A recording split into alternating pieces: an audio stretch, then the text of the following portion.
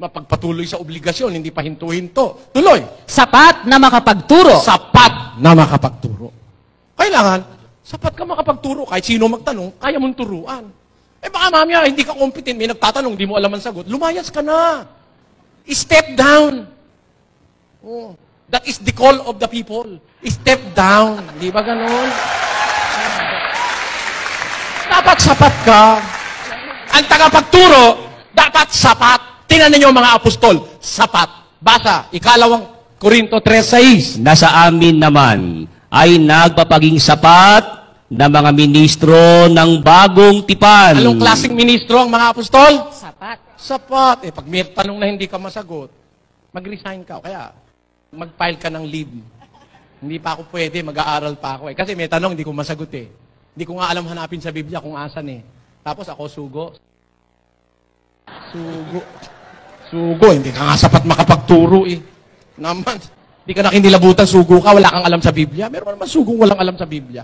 Yan ang ibig ko sabihin. Paano malalaman? Di doon ka sa, kung gusto mong maging obispo, gusto mo namang maging tagapagturo o teacher, marami naman tungkulin eh. Kung saan ka most fit. Kung saan?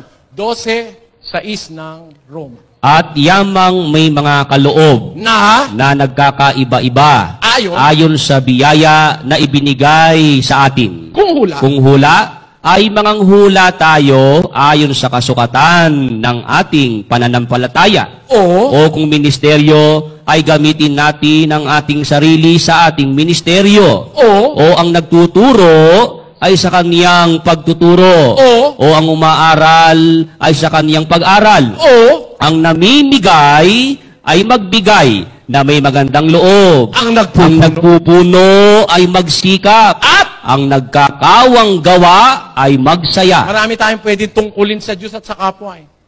Kung nagtuturo, gamitin mo sarili mo sa iyong pagtuturo. O umaaral sa kanyang pag-aral, mangaral ka. Eh, tawag mo sa iyo, mangangaral ka, sugo. Di ka man lang lumalabas para mangaral. Abay, utos ng Diyos, mangaral ka.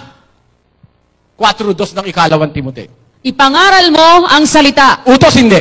Utos. Kung mangangaral ka. Tapos, Magsikap ka sa kapanahunan at sa di kapanahunan. dapat ba magsikap kang mangaral? Mangaral ka sa kapanahunan at sa hindi kapanahunan. Ano pa? Sumawata ka. Sumawata ka. Sumaway ka. Mangaral ka na may buong pagpapahinuhod at pagtuturo. Utos yan eh. Kaya kung mangangaral ka, susunod ka dyan. Amen? Naintindihan niyo po mga kapatid? Pag mangangaral ka, tumalaga ka. Magsikap ka. Kapanahunan man, di man kapanahunan, magsikap ka.